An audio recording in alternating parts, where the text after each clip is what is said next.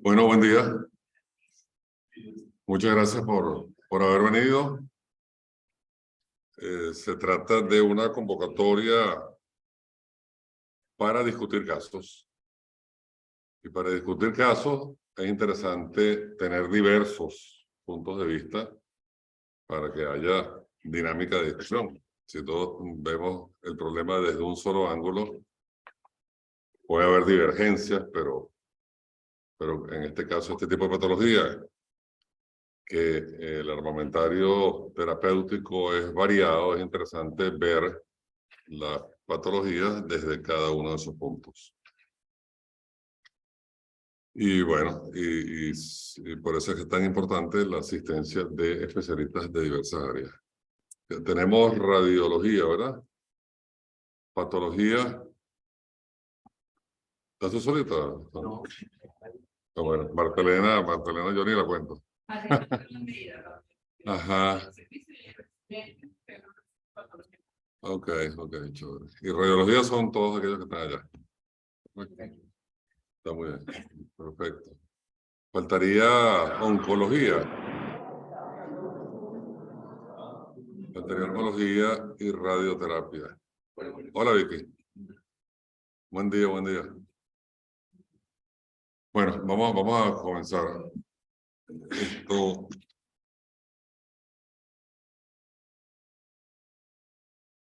En esta oportunidad habrán visto que en la convocatoria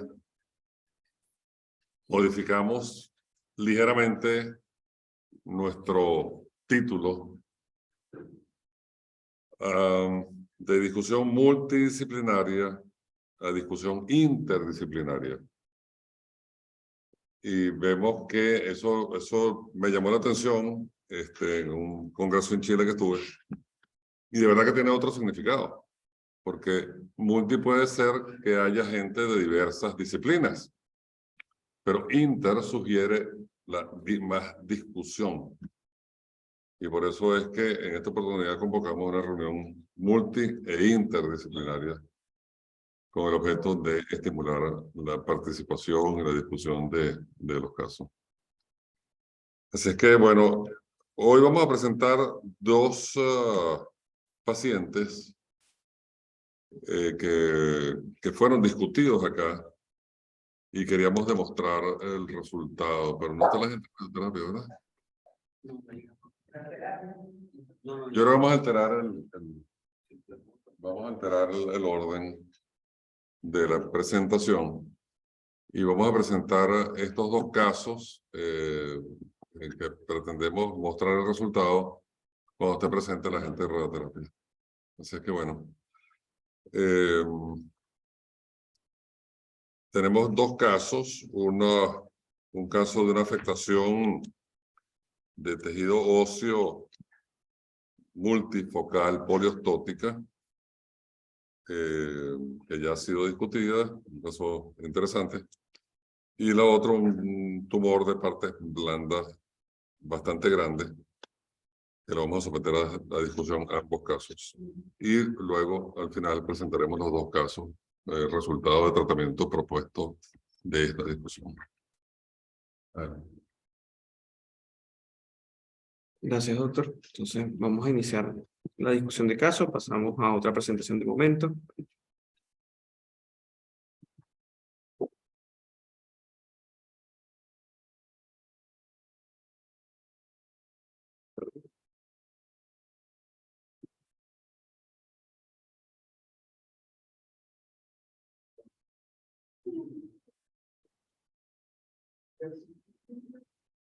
Buen día nuevamente. El primer caso a presentar va a ser el siguiente. Es una femenino de 22 años de edad, cuyas siglas es IO, procedente de Caracas, quien como motivo de consulta, iniciando su enfermedad actual, acudió por dolor en muslo, un dolor posterior a un traumatismo hace 2 años aproximadamente, el cual se mantuvo como una molestia constante en el muslo derecho, acudiendo a diferentes facultativos, y ya hace 6 meses el dolor se maneja de manera constante y que no aliviaba con manejos analgésicos. motivo por lo cual entonces acude nuevamente a otro grupo de facultativos quienes deciden realizar la primera radiografía. En este estudio de imagen radiológica podíamos evidenciar los cambios a nivel de la diáfisis femoral, donde podíamos también precisar cambios importantes dentro de lo que vendría siendo el espacio medular y la reacción que se podía complementar como una reacción perióstica. Sin embargo, en los estudios que vamos a ver a continuación, después vamos a discutir un poco más sobre ello. Estas lesiones líticas en todo lo que era el espesor diafisiario fue sugerido entonces por el mismo especialista que la evaluó en ese momento hacer una evaluación del fémur contralateral, el cual no presenta ningún síntoma. Consiguiendo el siguiente hallazgo, una imagen lítica también a nivel de lo que serían los espacios corticales y teniendo en cuenta que existe una especie de saucerización para aquellos que no están integrados al tema saucerización, viene de la palabra saucerizar, viene de plato hondo, ¿no? En donde entonces esto se comporta como si fuera un plato hondo y es producto probablemente de algún crecimiento de masa. Sin embargo, entonces el mismo especialista sugiere hacer un estudio tomográfico. Luego de este estudio tomográfico fue donde lo refirió para nuestra consulta.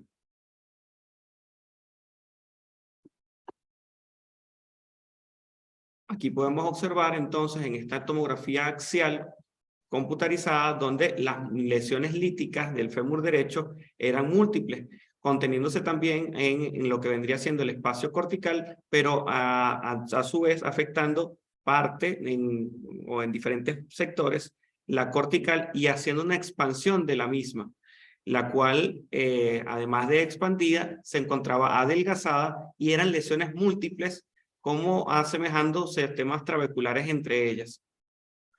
Es importante tener en cuenta que dentro del aspecto de la resonancia magnética, de la tomografía, podemos ver cómo el compromiso de las partes blandas realmente es a expansión de esta cortical y que no se encuentra infiltrando realmente estas partes blandas, conteniéndose dentro del hueso y afectando no solamente la diáfisis, sino los segmentos metafisiario proximal de ese fémur derecho.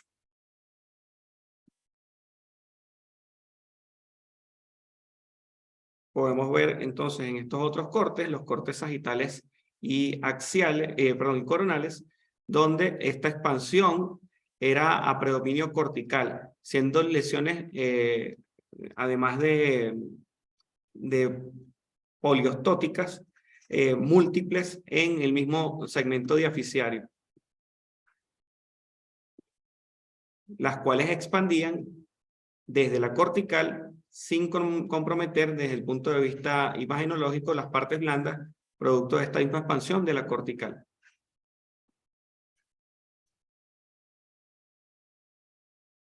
Estas son imágenes de la reconstrucción 3D del estudio, de este estudio de imagen, donde entonces podríamos complementar como recordando que esta es una reconstrucción computarizada, así que lo que intentó hacer el sistema, la computadora, fue tomar en cuenta todo este sistema trabecular o óseo, viendo entonces estas expansiones que realmente eran la cortical, la cual se encontraba ya completamente adelgazada en ese segmento más externo, y su segmento más interno es donde podíamos ver entonces todas estas imágenes de saucerización de la diáfisis del fémur, comprometiendo, como les dije, no solamente el segmento diafisiario, también parte de lo que era el segmento metafisiario proximal. ¿Cómo es que dice la gente de radiología? Ok. ¿Algún residente de radiología que pueda... Bueno, ¿algo para describir el doctor? Sí, gracias.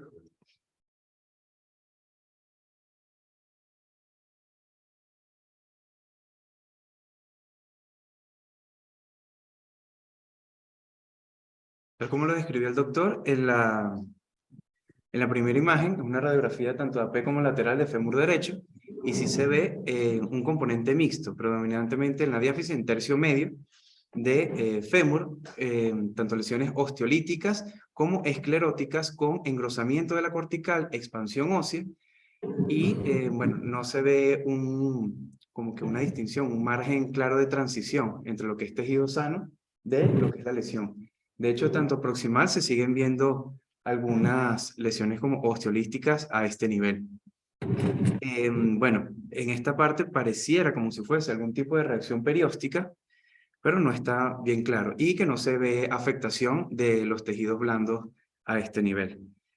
Sin embargo, en fémur izquierdo no pareciera tanto estas trabeculaciones gruesas que se ven en el contralateral, y es una lesión como más excéntrica y como bien definida, por decirlo así, no se ve una claramente expansión ósea, y bueno, básicamente esta es la diferencia. No pareciera las mismas características del contralateral. Y bueno, de la tomografía, básicamente lo mismo que agotó el doctor. En la reconstrucción, ¿te tienes que entregar? Desde el punto de vista tomográfico, no hay ningún comentario que tú quieras añadir.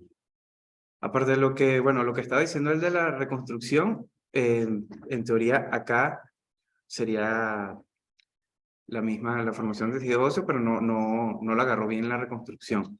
Que esto era, en teoría, pudiera ser lo que veíamos como reacción perióstica, más no terminó siendo lo que habíamos discutido. Esa imagen la calificarías tú como una reacción periódica. Eso que ves en la periferia del hueso. Cónchale, no, o sea, imitaría como esto los de rayos de sol, más no estaría 100% de acuerdo con eso. No. Tú te puedes regresar a la reconstrucción simple. Claro. Okay. Esa reacción periódica generalmente no es radiopaca. La reacción perióstica generalmente es radiopática. Okay. ¿Y tú ves algún tipo de imagen radiopaca en la periferia del hueso para hablar de reacción periódica? Pues aquí en esta zona hay como que una ligera zona radiopaca, como si fuese una reacción laminar a este nivel. Pero no es en la reconstrucción no se ve esta como si fuesen rayos de sol, que estaría a este nivel. No se visualiza.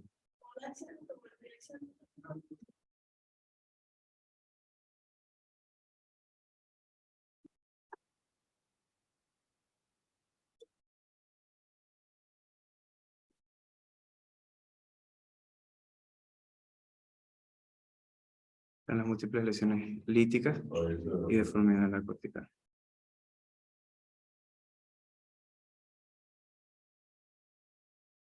¿Cómo describir tu tomografía?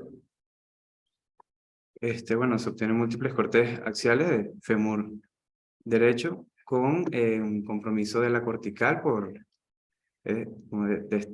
bueno, compromiso como destrucción de la cortical por estas lesiones líticas. Bueno, esto es lo que se visualizaría, lo de la reconstrucción que se ve. Ok. Es interesante insistir sobre lo que es la irregularidad de la superficie de la cortical, ¿no? Sí. Expansivo. La lesión que estamos viendo de diafisciana, Sí. con una corriente medular y una irregularidad en la cortical y en con un compromiso también en la parte blanca. Hay reacción periódica y hay imágenes, digamos, mixtas, áreas líticas y unas áreas un poco más densas. No voy a ver con eso, una deformidad del hueso en toda la diálisis. Eso lo que me llamó la atención, sigue hasta la pelvis. Esa lesión osteolítica en la cresta ilíaca, si no me equivoco. ¿El arriba? Ahí. Es decir, un poco más, ahí. En otra lesión, que está ahí en una criteria, que es una rama de equilibrio allá abajo. Y tiene otra lesión en diafisciaria, en el fémur contralateral, básicamente cortical. Básicamente cortical, no existe la tomografía del otro lado. No, solamente está la Pero raya. básicamente cortical. Se ve, desde el punto de vista de la imagen, se ve una imagen de aspecto benigno, pero es una imagen cortical, básicamente. Tenemos afectación de varios huesos.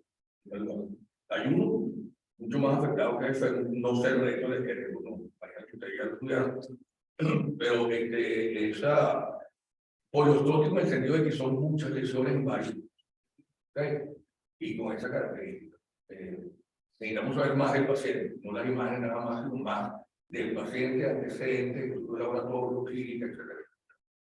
Porque estamos ya en una patología que es más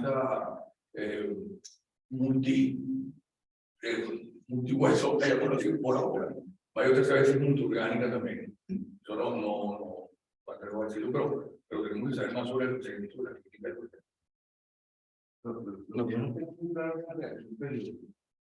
Pero fíjate que en la otra, efectivamente, tiene una erupción de irregularidad bien severa. ¿Ves? Si tú te pones a ver ahí, la cortical está afectada y está afectada básicamente la pero también la diástasis, casi toda la diástasis.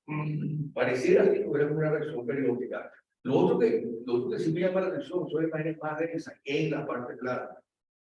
Lo que sí me llama la atención, no sé si la catalogo como reacción periódica o si es algo más ya de la propia reacción. No me parece que fueran como calcificaciones condroides o opioides. No puedo clasificar de eso, pero me gustaría saber más de este paciente, de su historia y de sus antecedentes y saber el laboratorio. No tenemos resonancia. No, resonancia no. No hay más nada. ¿Quieren gammagrama o quieren algún No, otro? tenemos un survey óseo que le complementa y unos estudios radiológicos nuevos recientes por un evento que pasó el fin de semana pasado. Pero es interesante saber de Bueno. los periodos antes de pasar a la. Ok. En cuanto a los antecedentes, existen síntomas concomitantes. Pérdida de peso de aproximadamente unos 10 kilos en un aproximado de 10 meses. Ella lo asocia también a hiporexia. Del resto no hay debilidad, no hay decaimiento. Es la sensación molesta en el muslo derecho. No existe otra molestia en el fémur contralateral o en las otras partes de las extremidades. Cuanto a resultados de laboratorio, adelantándonos un poco porque los resultados de laboratorio llegaron o se hicieron después de los resultados de la biopsia. Quizá vamos a ir con de adelante, pero vamos a seguir. O como fue la. Como fueron. Ok. Por eso habla del sorbe, que están todavía dentro de la. Vamos a marcar. Después de la patología. La tecnología está hecha para ser seguida. Entonces vamos a seguir haciendo. Bueno, se realiza un survey óseo. Aquí vemos lo que es en la tibia en proyecciones AP. No hay franca lesión con las características descritas anteriormente. Sin embargo, en la proyección lateral sí se llega a ver como un defecto óseo a este nivel, pero no es expansivo, es solamente en la cortical. Una lesión osteolítica a este nivel de bordes definidos. Y en el contralateral vemos a este mismo nivel una irregularidad aquí de la cortical ósea. En lo que viene siendo en las proyecciones laterales de pie no se ven alteraciones algunas. Tanto en la AP como oblicua de pie izquierdo y derecho no vemos alteraciones que nos llamen la atención. Igualmente en cráneo, en AP y lateral no se ve el típico patrón algodonoso, que es sugestivo de la enfermedad de Payet. No se ven, bueno, ni lesiones osteolíticas ni escleróticas. Igualmente aquí en la columna cervical, en una proyección AP y lateral, no hay lesiones que nos llamen la atención. Y bueno, de columna vertebral, vemos los cuerpos vertebrales de altura y morfología conservada, los espacios intervertebrales están acordes y no hay lesiones tanto líticas o blásticas. Aquí, bueno, de las clavículas, ambas clavículas, una radiografía de tórax sin hallazgos importantes. Y aquí, en la de pelvis AP, sí vemos como que el extremo proximal de fémur derecho, que esta lesión ocupa básicamente la totalidad del tercio proximal. En las primeras radiografías solamente veíamos como que en el tercio medio, no veíamos claramente lesiones en tercio proximal. Aquí sí se ve que este componente mixto, osteolítico y blástico, abarca el tercio proximal. Aquí vemos otra radiografía de fémur derecho. Ya esta es casi muy parecida a lo de la reconstrucción. Proyecciones apilateral. Y bueno, otra repetida del fémur izquierdo.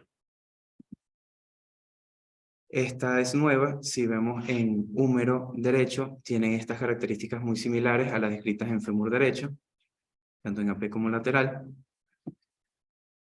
Y en el izquierdo no pareciera haber compromiso. En mano, en AP y oblicua, no se ve alteraciones. Y bueno. Entonces, Entonces, sería- ¿tienen otros estudios tipo tomografía de pelvis? No, de hecho, la paciente es de recursos limitados y los laboratorios y todos los exámenes fueron complementándose en el tiempo. Actualmente, ya con respecto, primero, antes de entrar al quirófano, se solicitan parte de los preoperatorios y se solicitó también un examen de orina, resultando con oxalato de calcio en la orina. También se le solicitó una ecografía abdominopélvica, donde resultó que tenía múltiples cálculos, el mayor de ellos de 5 milímetros en ambos cálices renales. Complementando en los exámenes de laboratorio, ya después del preoperatorio quirúrgico, son los laboratorios que tenemos a continuación, que dentro del aspecto, lo que vendría siendo el calcio y el calcio sérico está en el borde superior de lo que vendrían siendo los datos, y interesante también que la deshidrogenasa láctica se mantiene conservada. Ella tiene 22 años, igual podría estar un poco elevada por su grupo de edad, pero en este caso también se mantiene en los niveles normales para este laboratorio. Mantiene siempre un constante que es la hemoglobina baja en 10.1, y además de esto, nosotros siempre complementamos los estudios de biopsia con cultivo, más en casos donde son discutibles. En ella resultó positivo un Staphylococcus aureus, que se llevó a discusión en conjunto con el servicio de infectología del universitario. Y para ellos, esto en realidad no era sino una contaminación de la muestra, debido a los resultados que estaban no coherentes tanto con la clínica, con los paraclínicos, y que realmente no hubo un exudado en la toma de la biopsia purulento, sino que fue un exudado cetrino de forma inicial, y después se tomaron las muestras de biopsia que se llevaron, que no hemos discutido todavía, pero para la discusión del caso en conjunto con infectología se tomó en cuenta esto, y ellos decidieron que no es realmente una osteomelitis multifocal, que sería otra de los diagnósticos probables, y que en la serie de laboratorios que se le han realizado tampoco se ha mantenido con una leucocitosis o alteraciones en la BCG y la PCR. Está faltando todavía exámenes complementarios que se le solicitaron, como las fosfatasas alcalina y ácida, la PTH, la paratormona y otros exámenes. Ahora sí, me permiten, vamos a regresar. ¿Pero cómo era? ¿Aureus o epidermis? Epidermis. Dije aureus, epidermis. 12.000, sí. Por eso fue en complemento, en conjunto con el equipo de infectología, pero igual ellos no lo tomaron como un proceso infeccioso tipo osteomelitis, ni igual está recibiendo o recibió su tratamiento antibiótico indicado por el servicio de infectología. Creo que sí es importante el resultado de la paratomona Y la... SH34. Ahorita complementamos las razones del por qué. Ya una vez tenido entonces el resultado de la biopsia, esto lo procesamos en conjunto con la doctora Martelena Costa, y entonces podíamos evidenciar cómo existían estas lagunas de osteoides. Quisiera que se participara en la patología. ¿Hay algún presidente?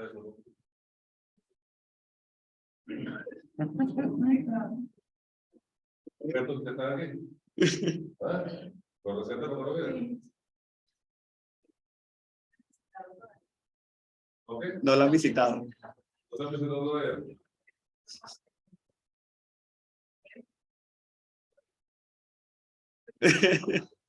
Exacto. No vamos a sufrir.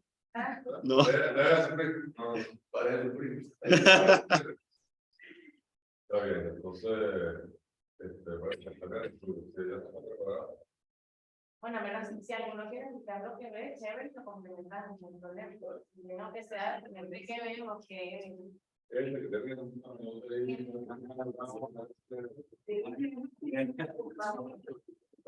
Si quieren acá.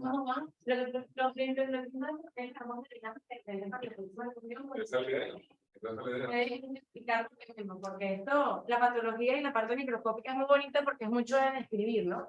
Y la magia del patólogo siempre es que uno pueda describir las cosas y la gente perfectamente se las pueda imaginar.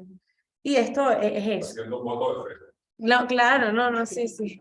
Entonces, fíjese, esto es un caso bien bonito y ha sido un caso bien retador. Bueno, yo no sabía nada de los exámenes de orina, nada de eso, ¿ves? Esas cosas que surgen en el camino de la cosa. Pero bueno, cuando yo vi este caso, y este es uno de los típicos casos que nos demuestra de que es imposible que evaluemos la histología o la histopatología de una lesión ósea sin haber visto las imágenes. Una vez que yo vi esta histología y me declaro culpable, esta vez era uno de esos días locos que uno tiene en el laboratorio, metí la lámina y yo no había visto las imágenes. Yo no, esto es una lesión formadora de hueso. Esto debe ser un osteoblastoma, una cosa de esas. Cuando veo la placa, yo ya, ven acá. Rebobiné la película y entonces nos volvemos con la imagen y con la histología a ver que esto evidentemente es una lesión o es una alteración de la estructura ósea que histológicamente se caracteriza por una formación de hueso inmaduro. ¿Ok? Esto que vemos aquí rosado es formación de trabéculas óseas inmaduras y que tenían la particularidad de tener un revestimiento osteoblástico, o sea, unos osteoblastos gorditos, grandotes, eso es típico de una activación o una reacción osteoblástica exagerada. O sea, ¿qué está pasando desde el punto de vista sistémico que está generando que este hueso intente compensar algo que no sabemos qué es, que está produciendo hueso de esta manera exagerada? Pero no solo era una actividad osteoblástica exagerada, sino que también había este componente de células gigantes multinucleadas, y aquí volvemos al típico paradigma de las células gigantes y el tumor de células gigantes. Esta era una lesión que tenía N cantidad de células gigantes multinucleadas, pero yo no puedo llamar esto un tumor de células gigantes en el contexto de una imagen diaficiaria, en el contexto de una imagen que además tiene un compromiso multifocal en el esqueleto. Entonces aquí lo que teníamos era una lesión con una proliferación fusiforme, con producción de hueso inmaduro, con una reacción osteoblástica exagerada, o sea, unos osteoblastos produciendo hueso como loco, pero a la vez contrarrestado con una célula gigante que está haciendo una acción osteoclástica exagerada. Esto es, desde el punto de vista histológico, una respuesta ósea, a mi parecer, ¿no? Se puede abrir la discusión, pero no parece una lesión, francamente, neoplásica como entidad, sino pareciera que fuera una respuesta del hueso a algo que está pasando y que está intentando ser compensado, porque también, ¿qué pasa? El hueso siempre lo hemos visto como ese aparato locomotor, porque es así. El hueso se fractura, el hueso tiene osteomelitis, pero el hueso tiene un componente endocrino muy importante que no lo podemos dejar de un lado. Y aquí lo estamos viendo, estamos teniendo una reacción osteoblástica exagerada intentando contrarrestarse con una actividad osteoclástica exagerada. Entonces, bueno, aquí se presentan muchos diagnósticos diferenciales, sale el informe de anatomía patológica con, como yo digo, no todo diagnóstico descriptivo es no concluyente. Muchas veces hay cosas que tenemos que sencillamente describir y sugerir.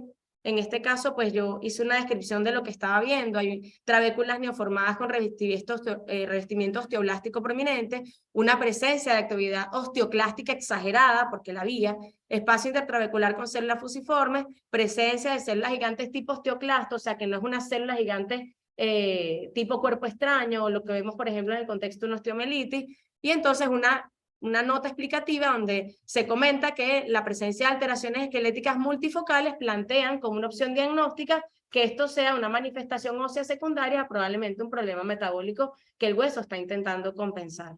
Posiblemente respondiendo a una carencia sistémica. Entre las opciones, ¿qué trastornos óseos tenemos que tengan estas características de actividades osteoblásticas y osteoclásticas exageradas? Pudiese ser un Payet. No digo que lo sea, puede ser un hiperparatiroidismo, puede ser un componente metabólico diferente, pero bueno, ese es el planteamiento inicial con una histología que se caracteriza por estos dos componentes, digamos, metabólicos exagerados en el hueso en el contexto de una lesión ósea multifocal. Sí, una pregunta,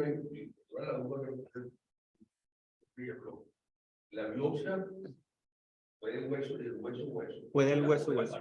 Sí, del hueso. Fue algo interesante desde el punto de vista de la toma de la muestra, pues al momento de incidir sobre este segmento diaficiario, lo primero que nos conseguimos fue con un exudado cetrino, seroso, inflamatorio, en el segmento diaficiario. O sea, esto fuera más a localizarse o en bursas o en segmentos articulares, pero esto fue directamente sobre lo que vendría siendo la incisión sobre el periósteo y este exudado. Inmediato que se introduce la cureta, lo primero que era un segmento vacío, un hueso hueco, y que se intentaba tomar muestra y no salía sino este exudado. Se toma la muestra del exudado, se toma la muestra para el cultivo y después de un rato cureteando es que logramos tomar varias muestras representativas que fueron las que se lograron enviar.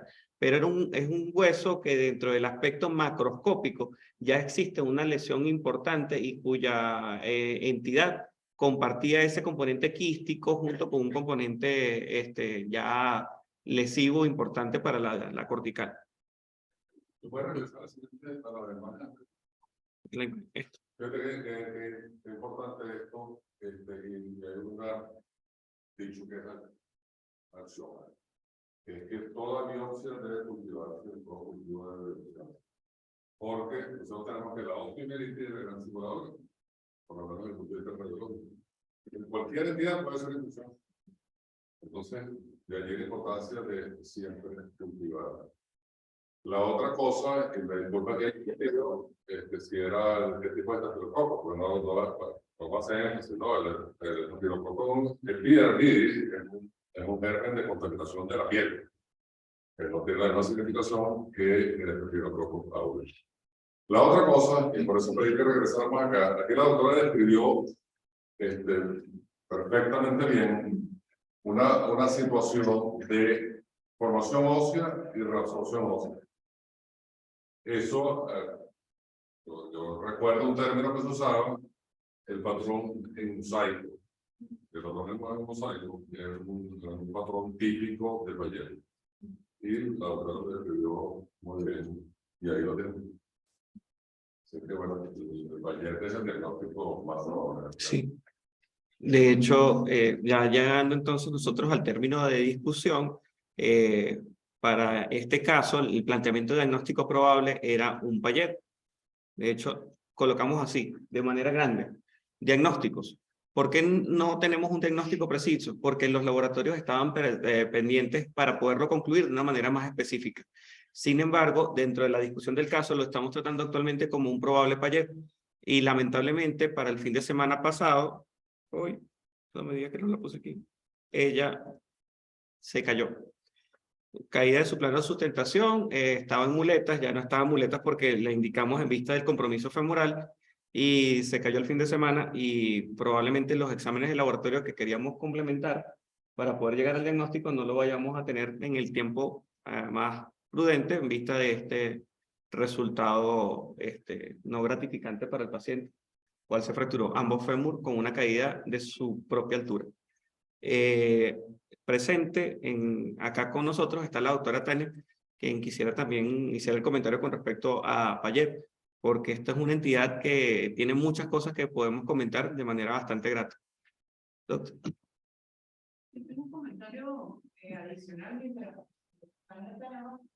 es para los patólogos y para todos. A veces el patólogo se desespera por ponerle un nombre a la entidad que está bien. Porque, a ver, antes nos enseñaban que el patólogo tenía la última palabra y que teníamos que concluir. Y no siempre es así. Un diagnóstico es positivo, pero las posibilidades de ayuda más a intentar, tenemos que poner un nombre al conocimiento. En este caso, es súper representativo de ello. Sí, que al final el diagnóstico de repente se sale la biopsia. Y no te piensas que salió la biopsia y después conoces para qué libro es que probablemente se plantea. Pero ahí está el papel del patólogo de orientar o de intentar orientar cuáles son las opciones de diagnóstico que empiezan a dar.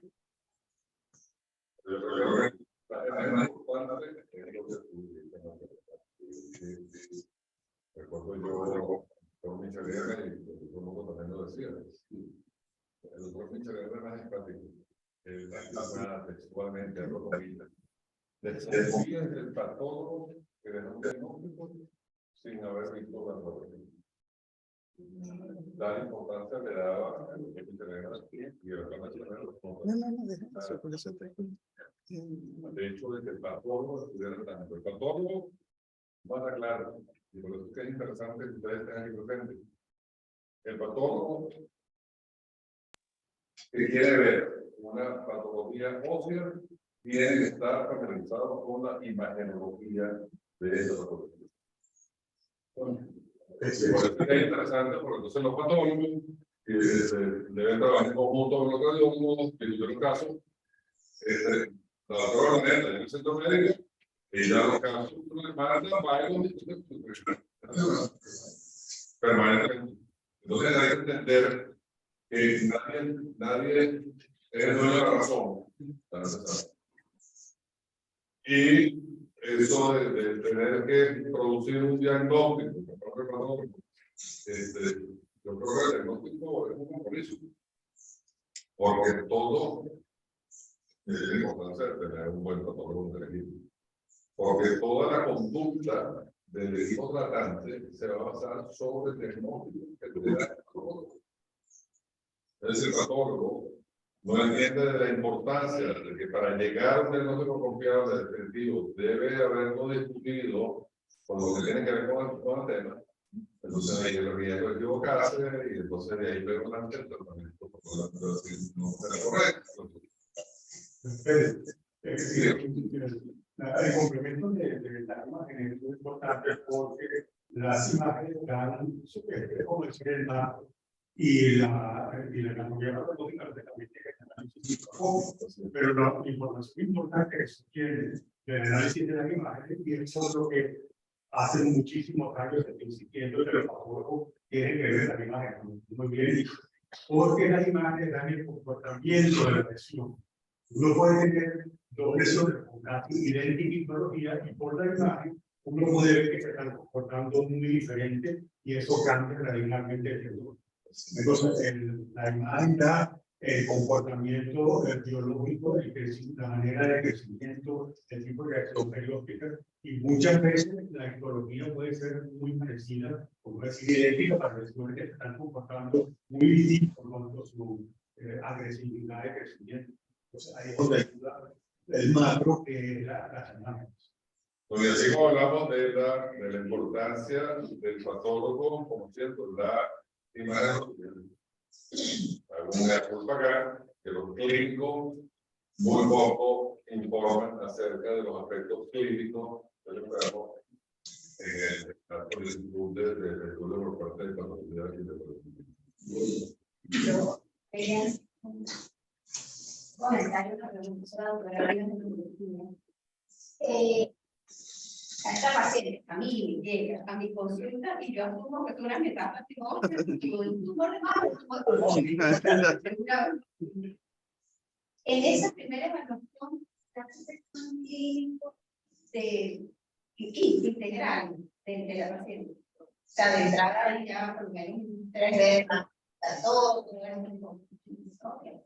sí, nosotros tenemos un protocolo diseñado hace 20 años. Abrir la unidad acá, ver el paciente la primera vez, tenemos un protocolo clínico, de antecedentes, psicológico, y llegamos en el estudio. Es decir, tratamos de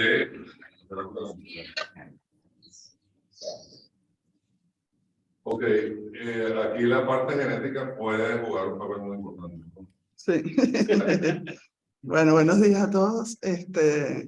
Nada, yo traigo aquí una abrebocas de la parte genética, porque la genética de Payet es, bueno, como toda la genética, cada día se complica más. Pero voy a tratar de hacerlo de una manera sencilla para no complicarnos y también dejarle la manera, cuál es el enfoque que utilizamos para nosotros cuando nos plantean que puede haber un problema genético, qué es lo que vamos a hacer.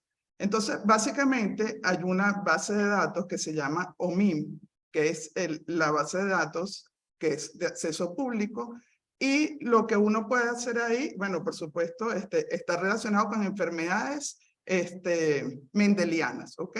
No involucra enfermedades oncológicas, pero siempre se introduce el componente oncológico o maligno, porque yo creo que como todo un sistema, nosotros no podemos excluir un gen en un solo punto, sino que los genes están, bueno, actúan de manera sistémica y ya veremos, como le dice la doctora Vivas, que yo hubiera pensado en un problema oncológico, lo cual en este caso es muy razonable, ¿ok? Por los genes que están afectados en esta enfermedad. Entonces, básicamente, lo que encontramos, yo no tengo, aquí está, ok, son básicamente 5 tipos que tienen, 5 tipos que tienen el fenotipo de Payet. Eso, ubicados los genes en distintos cromosomas, ¿ok? O sea, que están a lo largo del genoma. Ay, Dios mío, espera. Yo no puedo con esto, yo soy de la época del mouse. Yo soy de la vieja generación. Ok, entonces ustedes van viendo ahí porque están localizados a lo largo del genoma. El modo de herencia puede ser dominante o recesivo y hay distintos genes involucrados. Entonces, cuando uno despliega esto, que es lo mismo, ¿ok? Hay algo que es muy útil y que les propongo que lo exploren, ¿ok? Porque cuando uno selecciona varias enfermedades, puede hacer lo que se llama las series fenotípicas y empieza a excluir qué es lo que puede ser o no puede ser. En este caso, por supuesto, hay que hacer un buen examen clínico del paciente y cuando ustedes ven qué es lo que estamos examinando, se ve que uno tiene que ir a hacer un examen clínico profundo, ¿ok? No solo quedarnos en la enfermedad ósea. ¿Qué pasa a nivel auditivo? Hay algunos casos en los cuales en el caso hay una pérdida progresiva de la audición, hay otros que son sordos. Entonces, eso es importante, ir analizando todos los sistemas para ver dónde podemos nosotros, si sospechamos de un Payet, dónde lo podemos catalogar o ubicar, ¿ok? En este caso, la edad de inicio de la enfermedad es bastante joven, porque es una joven de 22 años, lo cual es bastante raro, porque el Payet uno lo opera a partir de los 40, 50 años, ¿ok? Un Payet, vamos a ponerlo clásico. Entonces aquí nos iríamos a estas dos, que son la juvenil, ¿ok? La Payet 5 o la Payet 2, ¿ok? Esos nombres se les dan, esos números se les dan dependiendo de cómo hayan ido apareciendo, ¿ok? Y cómo se haya ido ubicando el gen, ¿ok? Porque aparece una familia, entonces, bueno, no corresponde, es otro gen, vamos a darle otro nombre, ¿ok? Entonces, básicamente, en este caso, bueno, hay una pérdida auditiva. En el caso del Payet 2, que es hay una pérdida temprana de la dentadura. Este paciente, yo en la radiografía no vi que tuviera ninguna pérdida, o sea, lo que se ve en la parte del cráneo. Posteriormente, ¿cuál es el modo de herencia? Si es autosómico recesivo, como sería el Payet 5, o el 2, que es autosómico dominante. No sé qué se dice de la historia familiar, no hay historia familiar del paciente, pero entonces nada. La parte, ¿qué es lo que encontramos en el esqueleto? Hay reacción de osteosclerosis y osteolisis. Hay algunos estudios adicionales que se pudieran hacer a ver cómo es la captación de biofosfonatos, pero no, en este caso no se hizo en una paciente de un país de bajos recursos. Dolor óseo, que se manifiesta, y por deformidad en los huesos largos, ¿ok? Y así seguimos básicamente hasta tratar de encajar dónde vamos a localizar a nuestro paciente para tratar de determinar si es un problema genético. En este caso, yo creo que el tema de la fosfatasa alcalina, que es un marcador, un biomarcador que no se ha estudiado, yo pienso que sería lo más económico estudiar, ¿ok? Pero bueno, por problemas de recursos, entonces, sería importante ver qué está pasando con la fosfatasa alcalina de este paciente para seguir, si uno quisiera, posteriormente, hacer el estudio genético. Y bueno, básicamente en estas dos, o sea, el inicio en la Payet 5, hay inicio en la primera década, la Payet 2, hay inicio en la juventud, pues 10, 20 años. Es una enfermedad progresiva y la severidad es variable. Voy a complementar aquí, básicamente resumiendo las tres posibilidades que uno podría pensar. Bueno, la enfermedad Payet 3 básicamente es la más frecuente en adultos. Ahí es que se encuentran frecuentemente las mutaciones en adultos. Sin embargo, no es que sean muy frecuentes. Hay todavía muchos genes que no se saben, no se han encontrado.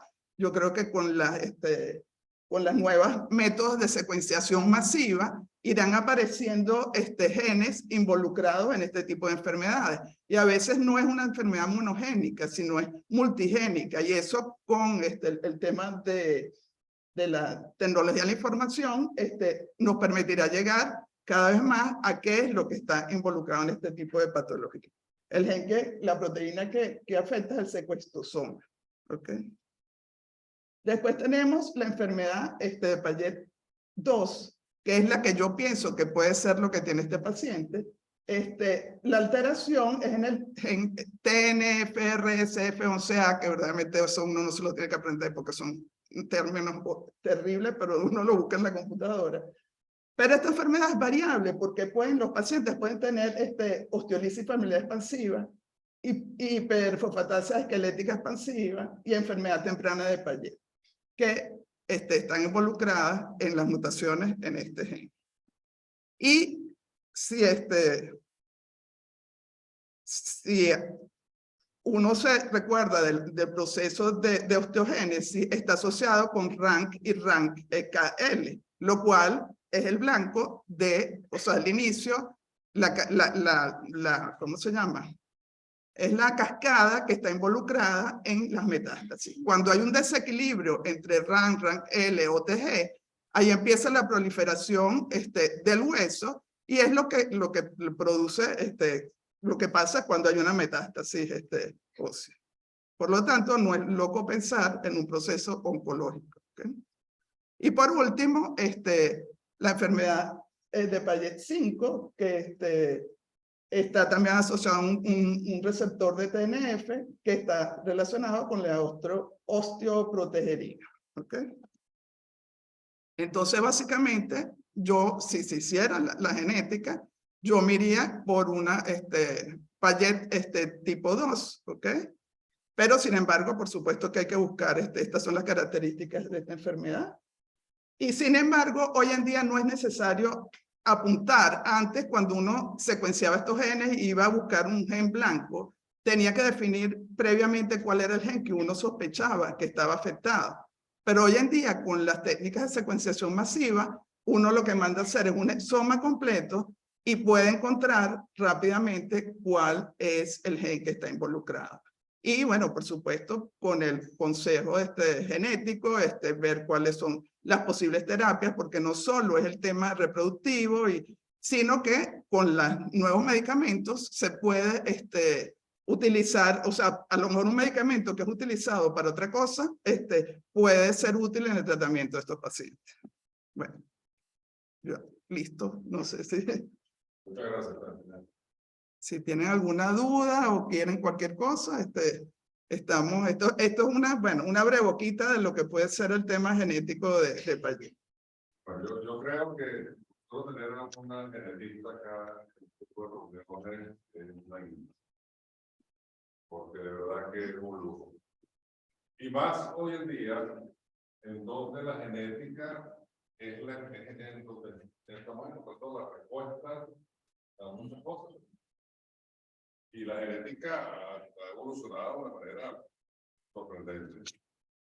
Y vemos cada día, yo lo he contado, las nuevas instituciones que ofrece la OMS, de la institución genética, cada vez están más orientadas a la genética. Entonces, yo muchas veces le he dicho a los estudiantes que estudiar la cirugía, como tenga, y además de porque ahí lleva.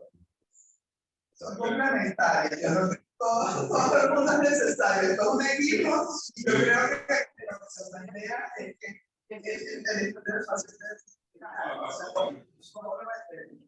hay una vez que la técnica también con su autonomía, o sea, es un integral para poder llegar una frecuencia y ver. Y bueno, a medida que se conozcan maneras, se van a conseguir más mecanismos de enfermedades, se pueden tratar o sea, tratar.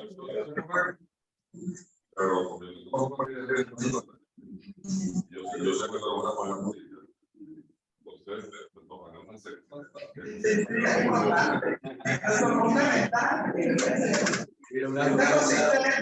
comentario, ya que tienen el paciente, tú lo vas a operar, lo vas a operar. Sí, hasta ahora ese es el plan. No, pero yo sigue, realmente, ¿Cuánto? esta imagen, o sea, es difícil. Sin embargo, te recomiendo ahora varias cosas. Una tomografía se puede hacer de toda la mujer, por lo menos. Un ultrasonido tiroideo, obviamente tenga valores de TSH-34 y para la hormona fundamental. Y de un ultrasonido tiroideo para ver la paramenol. Y la otra tomografía es para ver si hay alguna otra lesión oculta por ahí. Ya hablando de la parte Oncológica.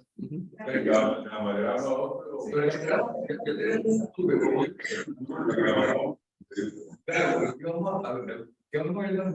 Estamos en la materia de profesores en el lado. Vamos a hacer lo que pueda hacer. Creo que vaya a aportar más, bueno, que hay una actitud en radio. Ya sabemos que por todo. Ya sabemos. Pero la tomografía es para ver si eventualmente alguna, obviamente un examen de mama, si se puede hacer una tomografía, o sea, es el estudio más allá de la parte ósea, porque todavía, por lo menos al punto de vista de imagen, no es la que compañero, no es un compañero, o no será eventual. Hay que aumentar un poco más, y sobre todo si la vas a tener hospitalizada, ¿no? No, está ambulatorio. No. Es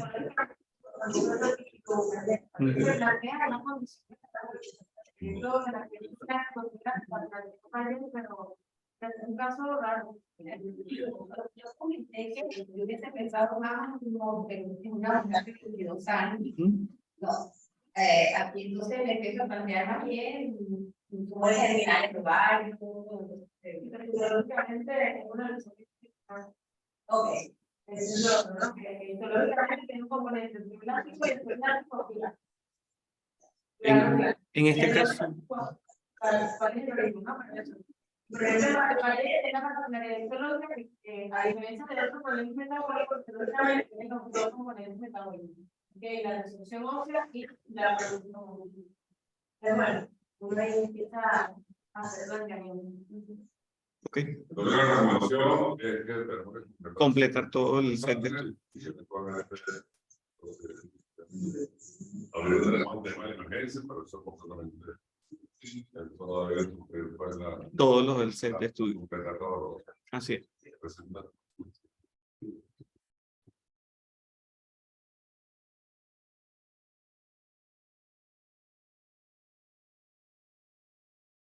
Bueno, para continuar entonces el día de hoy vamos a hablar, disculpen, tenemos una pregunta en el chat, un comentario. Hola, saludos a todos los comentaristas, el aire, ok, ya. Ok, bueno, para continuar vamos a hablar de este segundo caso que es el paciente de siglas ANB, un paciente masculino de 57 años procedente de Caracas, cuyo motivo de consulta fue una masa en muslo derecho. Este motivo de consulta es bastante singular, pues que se debe después a una pérdida de peso importante. El paciente actualmente refiere a una pérdida de peso de aproximadamente 30 kilos luego de colocarse en dietas, en sistemas de dieta, y en vista de esto él veía que su muslo derecho no perdía peso, por decirlo así, sino que se mantenía con el aumento de volumen. Una masa no dolorosa que no presentaba ningún tipo de antecedente importante, más allá de un accidente de tránsito durante su juventud, que se cayó en una moto y él refiere que en ese momento tuvo un desgarre muscular en ese muslo. Pero realmente con respecto al examen físico y clínico, no tenemos una correlación importante con respecto a ese evento traumático. el paciente acude entonces a un facultativo en vista de presentar unos cambios a nivel vascular de la pierna derecha, a nivel de pie y tobillo. Este facultativo, un cirujano vascular, le realiza una ecografía Doppler refiriendo que tenía una trombosis venosa leve y le sugiere que acude a un traumatólogo porque dentro de los hallazgos ecográficos él veía una masa a nivel de la rodilla. Este traumatólogo que después lo evalúa, le realiza una primera radiografía de rodilla con el siguiente hallazgo radiológico, en el cual podemos observar que en las partes blandas existe esta presencia de un cuerpo, digamos, extraño, y que podemos evidenciar en comparación con la rodilla contralateral, no se evidenciaba. O mejor, si quieren, estoy haciendo más.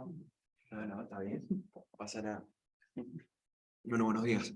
Sí, efectivamente se hace esta radiografía de rodilla, tanto comparativa derecha e izquierda, donde se ve claramente que existe un gran aumento de volumen hacia la cara medial de todo el muslo derecho, ¿ok? Apreciándose áreas radiopacas, ¿ok? De aspecto que son inespecíficos proyectadas a este nivel. Y en la proyección lateral se puede evidenciar de mejor manera este aumento profuso de las partes blandas, pero acá lo importante, o al menos uno de los componentes importantes, es ver que hay una indemnidad de la cortical ósea, tanto del extremo distal del fémur como del extremo proximal de la tibia y del peroné, con respecto al lado contralateral, donde no existe ningún tipo de alteración. Aquí entra el pelo. Ok. En este caso, el mismo traumatólogo solicita una resonancia magnética de rodilla, motivo por lo cual durante ese aspecto, desde el solicitar un estudio de imagen, debemos de solicitarlo para el segmento adecuado, ¿no? Y muy a pesar de que la masa se encontraba en el muslo, en su segmento posterior, él solicitó una resonancia magnética de rodilla y iniciando entonces con esta gran masa que se ve en la cara posterior, que va a explicar el doctor Omar. Sí, efectivamente, en este caso vemos un corte axial en STIR de la rodilla, donde vemos una gran masa que es heterogénea, tiene predominantemente un componente isointenso, pero hay mayores áreas de intensidad de señal en su interior, bien dispersas. Vamos a... Sí. A rodarla. Fíjense cómo efectivamente hay áreas de mayor intensidad de señal que están en íntima relación con tanto el extremo distal del fémur como el extremo proximal de la tibia, pero no se aprecia primero los límites verdaderos de la lesión porque solamente vemos el extremo caudal de la misma, no vemos más hacia superior, y segundo que pareciera haber una indemnidad de la cortical ósea aparentemente. No se puede descartar, al menos con estos cortes, que haya algún tipo de compromiso vascular. La otra. Ajá. Ok, este fue el primer estudio, el que realizamos acá en nuestro centro, donde primero vamos a ver este corte coronal sagital, donde vamos a ver que la lesión se encuentra en el aspecto posteromedial del muslo y tiene diámetros más o menos que oscilan los 20 por 17 por 10 centímetros en los distintos sentidos, habiendo un respeto de la cortical ósea, generando un desplazamiento hacia medial y anterior de tanto el componente femoral, de la arteria femoral y de la arteria poplitea a ese nivel, no generando ningún tipo de invasión vascular. A ver, el resto. Este es un corte STIR en coronal, donde los límites de la lesión se van a poder visualizar de mejor manera. Efectivamente es una lesión que tiene un componente predominantemente hiperintenso en esta secuencia, con un respeto de la cortical ósea. Una vez que finalizamos de ver el estudio, se planteó la posibilidad de una lesión, valga la redundancia, tipo liposarcomatosa probablemente, y se sugirió la correlación histopatológica. Sí. Déjeme verlo en la anterior. Un segundito. Ajá.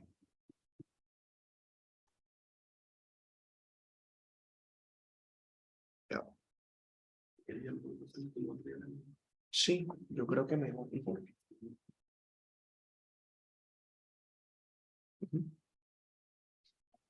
poquito más.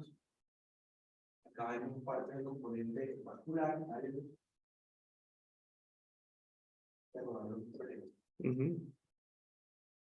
parte del componente vascular que no está envuelto por parte de la lesión y lo está desplazando, al menos en este caso, hacia posterior. Sí, es que más adelante hay una Hay otro. zona geográfica. No, pero sí, la arteria es muy importante, ¿no? Exacto, para ver la Juego. posición de los órganos.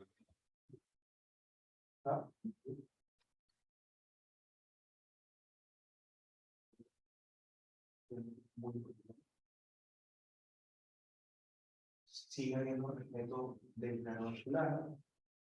Porque hay que ubicar un Sí, Lo trataron. No tengo certificación muchísimo. Porque está bien.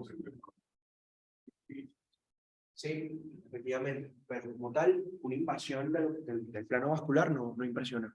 Después viene tú, ¿no? Sí, por otra vez. Pero yo creo que aquí hay, desde el punto de vista imagen, hay cosas. La imagen de resonancia es heterogénea. Áreas de baja intensidad, áreas de alta intensidad, prácticamente todas las secuencias. Inclusive la secuencia de supresión grasa, según las zonas de supresión grasa y otras que no son. El hecho de que suprima la grasa en una secuencia que es para supresión grasa indica que de alguna manera hay un tejido graso dentro de eso. Bueno, eso llama con la patología actividad. Pero tú estas imágenes, las lesiones, digamos, mesenquimales, las tomatosas, que tienen contenido graso, puede ser bien diferenciado, menos diferenciado, absolutamente diferenciado. Y eso nos va a dar mucho. Y el tipo de imagen, ¿no? Mientras más indiferenciada sea, nos va a dar más componentes no grasos, sino de los tejidos mesenquimales, que son y eso es la representación que vamos a tener en la resonancia. Otra cosa importante es que está la relación de las estructuras arteriales, venosas y nerviosas del paciente nervioso que correspondan a la lesión. Estas lesiones van a ser quirúrgicas y el punto de vista es fundamental. Para que vaya a resecar eso, dónde están las lesiones, qué compromiso tienen detalles anatomosales, se pueden observar. Y la otra parte es que realmente tenga o no compromiso del hueso. Como se ve ahorita, aquí la lesión está pegada al hueso, oficialmente, pero no hay ningún compromiso óseo. La medular del hueso también, la cortical aparentemente se tiene perfectamente conservada y se ve que la lesión es básicamente de parte de la. Bueno, luego de No esto, se ve ni siquiera edema en los No se ve ni siquiera de eso. bueno, como complemento entonces para el estudio, en conjunto con la realización de la toma de biopsia, se hace una tomografía de tórax, la cual tenemos a continuación. Sí, en la tomografía de tórax no reportó ningún tipo de hallazgo patológico más allá de un nódulo calcificado en el lóbulo superior izquierdo. No se vieron lesiones con criterio de sospecha de aspecto metastásico y ningún tipo de otra alteración. Acá está el axial y el coronal del mismo estudio. Y este era el granuloma calcificado que había aparecido. De resto, ningún hallazgo de relevancia. Se hace una toma de biopsia por Trucur, en este caso. Es importante que en su caso hacer una angioresonancia o una angiografía, precisamente para saber realmente porque el equipo. No, tranquilo, ya la tenemos. Sí la tenemos, pero sí, claro, pero vamos primero biopsia, o sea, como fuimos haciendo en el procedimiento, vamos entonces con el resultado de la biopsia. Como dije, se hizo una biopsia por Trucur del segmento afectado. Y de todos los muchachones acá, No, ya saben, el próximo mes. Ya, esto fue un abreboca, esto fue una introducción. ¿O quieren describir? que hagan como ejercicio. Bueno, vamos a describirlo. Y yo complemento. Ay, No, María Angélica de tercer año y la María Angélica en marzo. bueno, María Angélica, vamos a describirlo. En tercer año, vamos a describirlo. Ven acá que el monitor se ve mucho mejor. ¿Por qué está borroso? No, sí. Tercer año. Daría, no sé lo que sea. Eso es lo que pasa, que saben mucho de todo.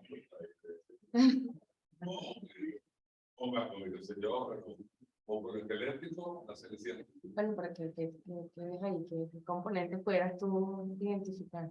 Bueno, acá, buenos días. Acá estamos viendo tejido adiposo. Por acá lo estamos viendo. Estamos viendo un componente de células con malos bordes citoplasmáticos, es decir, están formando como una especie de sinsitio. También estamos viendo congestión vascular. Okay, estos son vasos que están muy congestionados y están, como quien dice, macrovasculares, no están bastante dilatados. También estamos viendo por acá rodetes de tejido conectivo, intercalados con todos estos grupos de células. Todo este tejido adiposo está entremezclado con estas células que presentan un aspecto tumoral, si se quiere. Y por acá... ¿Qué matriz ves? O sea, esas células están inmersas en una matriz específica, ¿te parece? Estas, ¿no? Eso es tejido conectivo. Esta célula aquí. En la foto del inferior derecha, esa matriz que está abajo, ¿qué te parece? ¿Usted me está hablando ahora? ¿Tú le estás soplando? No, estoy preguntando. Para nada. Nada. Y el limpio. O sea, esto es sangre, esto es aquí. Me parece como fibrilar. Parece una matriz fibrilar dentro de un contenido quístico. ¿Qué significa que es lo tubular? De aspecto tumoral quiere decir todo lo que no está sano. Todo lo que, dígame, todo lo que no está normal, ¿ok? Todo lo que ha perdido sus características histológicas iniciales, todo lo que ha adquirido características patológicas como cambios morfológicos en la célula, que las células adopten ciertos patrones, también son cambios tumorales. Además, los núcleos siempre dicen mucho. Siempre hablan mucho de los cambios nucleares en cuanto a la cromatina y la... O sea, según eso, todo lo que no es normal es oncológico. Tampoco, porque hay muchísimas causas para los cambios celulares. No. ¿Ya? Gracias. Bueno, sí, aquí, bueno, ya María Angélica lo venía mencionando, hay un componente adiposo, ¿ok? En el cilindro.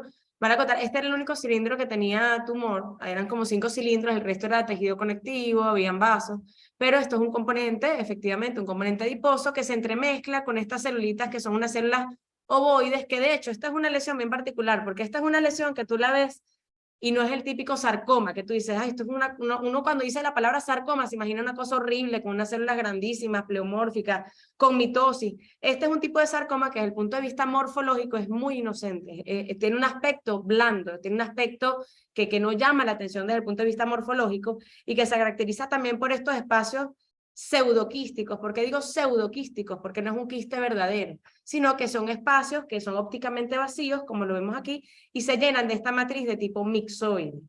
Esto desde el punto de vista morfológico hace el diagnóstico de un liposarcoma mixoide de bajo grado. Pero ¿qué pasa con este tumor? Y volvemos a lo que veníamos conversando de las imágenes.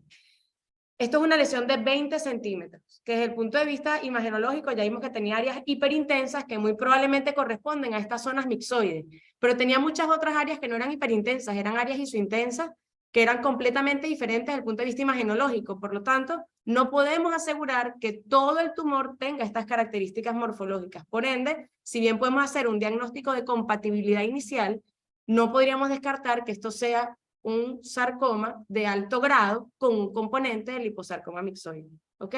Porque además el liposarcoma mixoide tiene la particularidad que la única manera de degradarlo es haciendo muestreo exhaustivo de la pieza para buscar componentes de células redondas, qué es lo que probablemente este señor tenga en esas áreas que se ven imagenológicamente diferentes, que no son hiperintensas.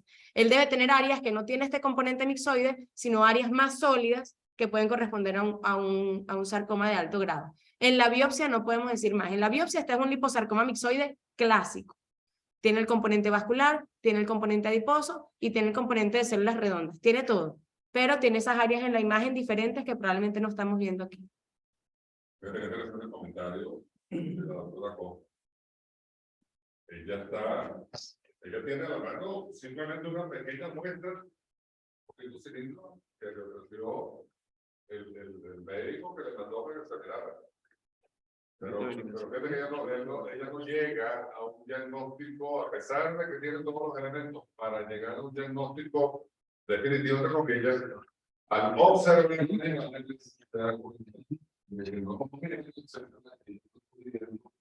probablemente haya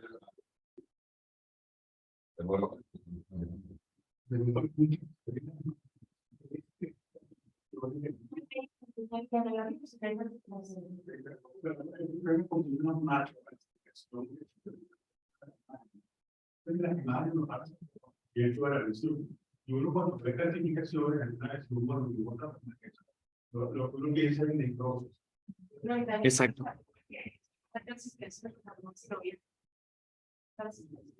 Que pueden tener componentes mixoides. Cuando usted pone un retículo sanitario. Sí. Sí, Bueno, pero íbamos, a continuación íbamos a presentar eran las nuevas con vascular. No, pero antes lo quería, para dejar algo claro, estamos, o sea, esto es multidisciplinario.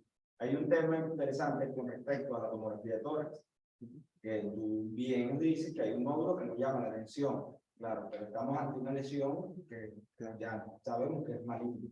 Entonces, yo voy a pensar, bueno, lo primero que va a hacer esto seguramente es viajar, ¿no? Y luego viajar a donde pulmón.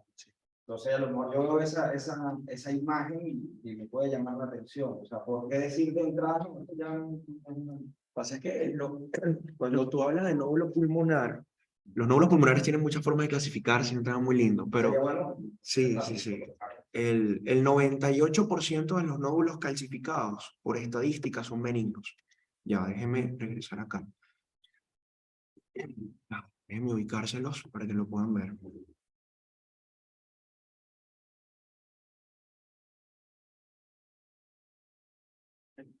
Carajo, ya va. Segundo.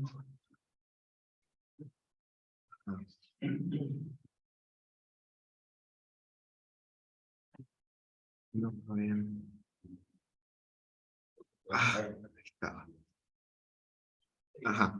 El 98% de los nódulos son benignos, de los calcificados. Hay un 2% restante que se divide en causas inmunológicas, causas neoplásicas. Y dentro de las causas neoplásicas, sí, los sarcomas representan una de las causas de nódulos metastásicos calcificados. Por eso es muy infrecuente. Muy infrecuente, y la morfología del nódulo es muy redondeado, está completamente calcificado, y los nódulos calcificados malignos casi siempre tienen calcificaciones distintas, en forma de cáscara de huevo. Entonces, de verdad que radiológicamente no parece un hallazgo maligno, sin embargo, son pacientes que van a hacer seguimiento. Si ese nódulo tiene cambios durante el tiempo, pues será sujeto a estudios histopatológicos, y si no cambia en el tiempo, pero aparecen nódulos nuevos, pues ahí se va a poder asumir que son malignos, o por lo menos ameritar el hecho de que se estudien. Vamos a ver entonces ahora la resonancia que se hizo ya con fines preoperatorios. Esta resonancia se realizó acá en nuestro centro con admisión medio de contraste y reconstrucciones angiográficas para determinar la relación verdadera que tiene esta lesión con los vasos circundantes para delimitar adecuadamente el campo quirúrgico. Este es el sagital, doctor Guinal, en el tiro. Solamente para complementar lo que estábamos hablando de la biopsia. No es lo mismo tomar una biopsia en ese segmento abajo, que si es una biopsia arriba.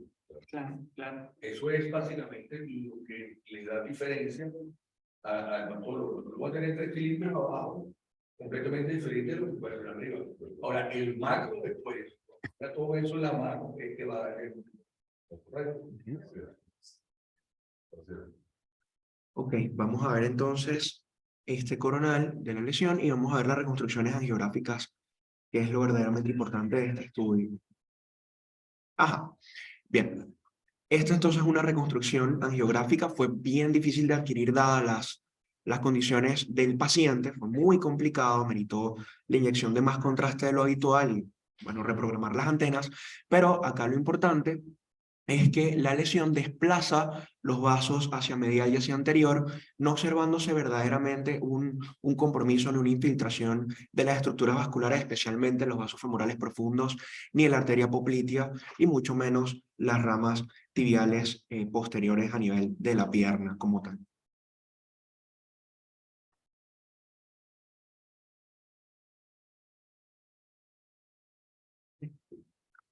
Hacer un comentario sobre eso, yo particularmente, la infancia puede conseguir muchos estudios y estadísticas sobre esto, pero mi apreciación personal, no sé, Carlos, yo para estudios geográficos prefiero algo como un frío, o sea, es mi apreciación. Para este tipo de estudios geográficos, para este tipo de lesión, creo que se ve mejor el vaso, siempre y cuando obviamente tengamos una reconstrucción adecuada como la que tenemos. La ventaja de esto, digamos, usar contraste, que es usar contraste de todas maneras, contraste gabolillo, pero la imagen no es la misma definición que la usar gran cantidad de contraste, prácticamente, y una reconstrucción que tiene que ser alguien que sepa reconstruir adecuadamente la.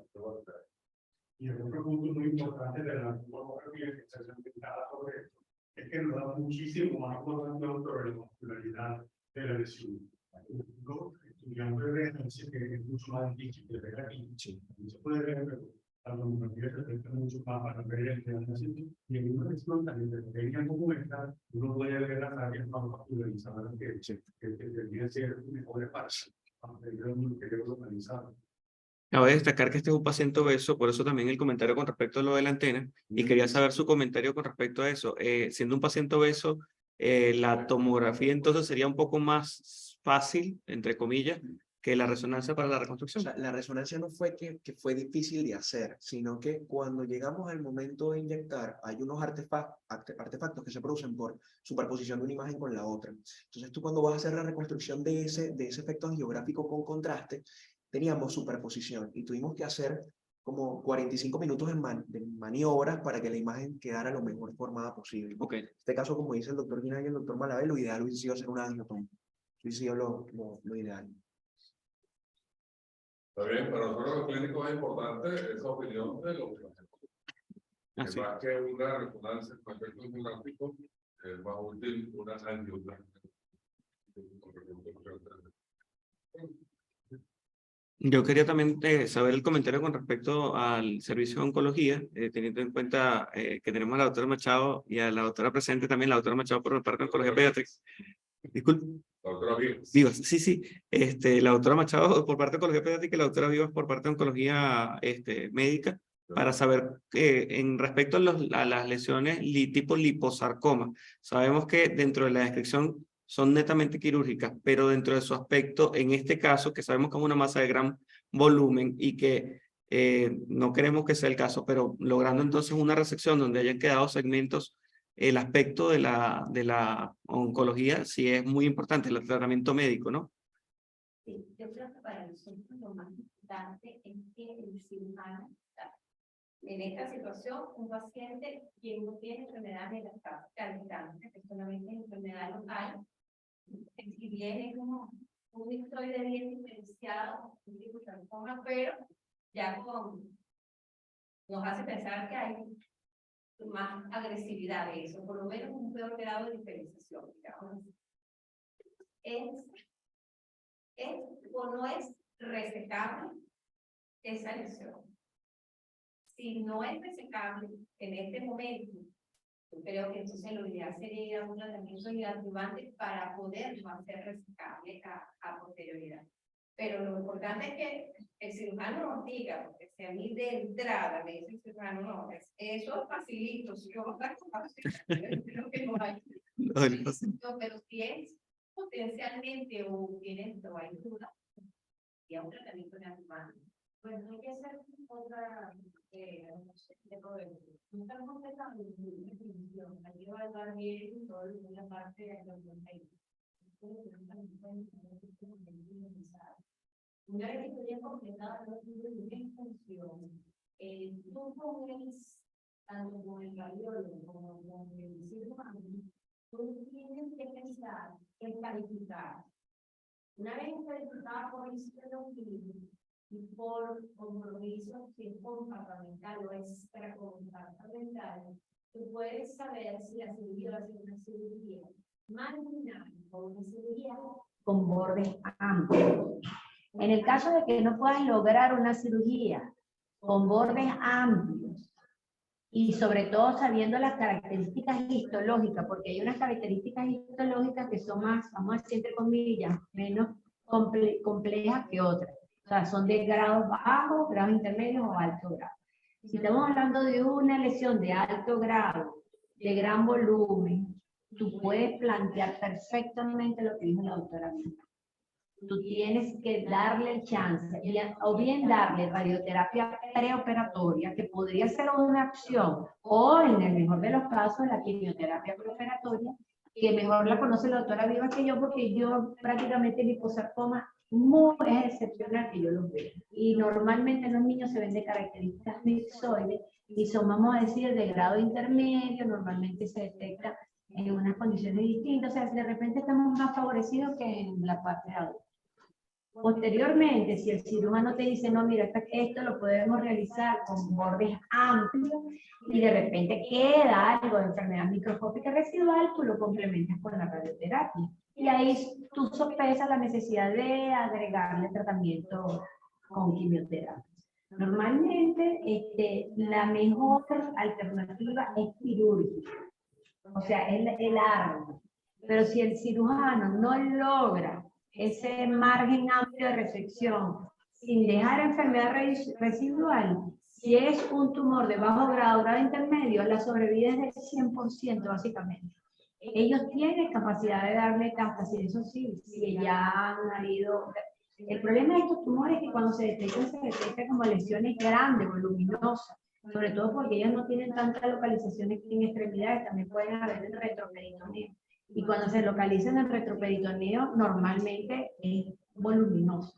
Entonces, todos esos detalles, tanto de estudios de extensión, revisar bien el compromiso vascular, muy importante, la capacidad de poder recitar con márgenes amplios, de no ser posible, entonces tú puedes, y desde el punto de vista histológico, utilizar o no terapia adyuvante, radio, quimio, y posterior a la cirugía, otra vez te pones de acuerdo con el patólogo, el cirujano y el radiólogo para entonces planificar qué quieres hacer después.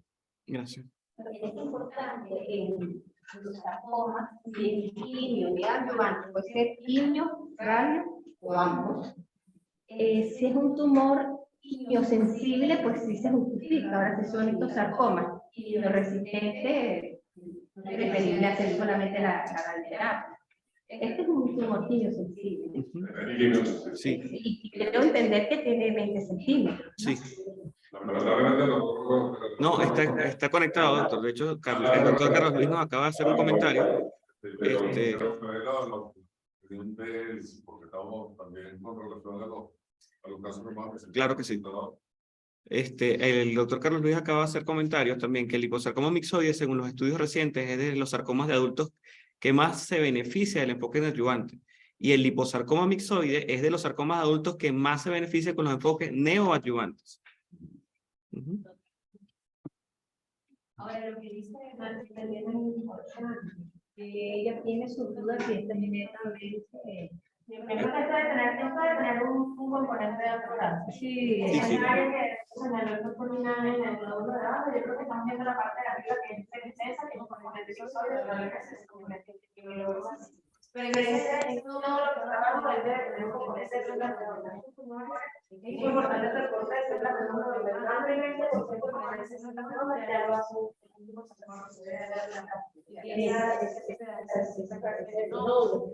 Porque sí tiene que las celdas redondas. Sí, esos son liposarcomas fixos, pero lo llaman ahora liposarcomas mixoide o liposarcomas mixoide de celda redonda. el liposarcoma micoide de alto grado. Magdalena, vamos a ver sobre las variantes, la variante específica, cuáles son los grados. Con los liposarcomas, sí, los liposarcomas tienen un grupo grande de tenemos movimiento diferenciado, tenemos liposarcoma pleomórfico, ahorita en el nueva tienen tumor inflamatoso atípico pleomórfico, que es aparte de los liposarcomas diferenciados, el liposarcoma pleomórfico y los liposarcomas diferenciados. Entonces, y los liposarcomas pueden ser liposarcomas de bajo grado y los liposarcomas de alto grado que dependen del componente de célula redonda. Por eso va a ser tan importante el muestreo de esa pieza. Pero no lo sabes todavía, hay que tener la pieza normal. Sí, recomendamos radio breve. ¿Cómo queda el análisis psicofarmacológico de la pieza? Sí se modifican, hay cambios, por la radioterapia hay cambios, pero cambios que uno ya desde el punto de vista morfológico lo sabe identificar. Ya tenemos algo de base. Y ese componente de célula redonda probablemente no tenga mucha modificación con la radioterapia. Sí, por eso la pregunta, ¿cómo se hace? Sí, no se puede. Claro, los tumores que reciben terapia en ayuda no se recomienda la grabación, valga el anglicismo, posterior. O sea, se basa en la biopsia previa. Aquí tenemos un hándicap que es que no tenemos el componente de alto grado en la mano. O sea, hay hecho con un buen informe, con una buena nota, si se cambia el grado a alto grado, pues de que es un tumor tocado con la ayuda. Eso es la vuelta de cómo reportar. Ok.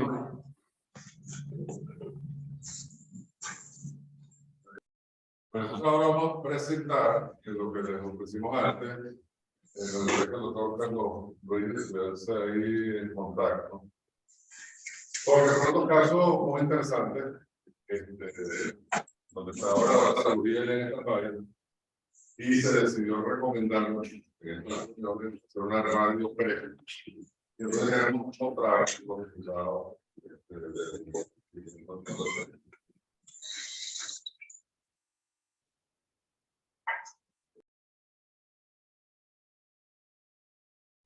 El primer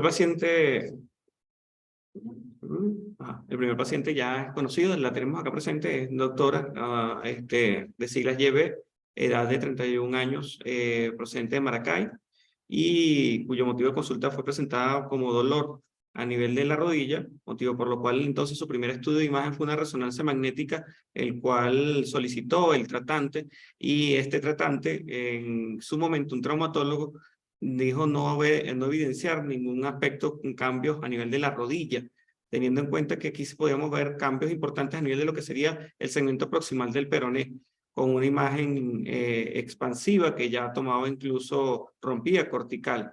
Cabe destacar que ella recibió tratamiento con plasma rico en plaquetas infiltrados y además de eso esteroides en este segmento. Luego de esto, ya para diciembre del 2020, entonces acude con esta masa voluminosa que en resonancia magnética, con la cual fue solicitada por un médico fisiatra, es referida a consulta, y se solicita, muy a pesar de que teníamos esta resonancia magnética, una radiografía, porque la radiografía, como cabe destacar, es nuestro caballito de batalla, nuestro gol estándar para poder describir mejor.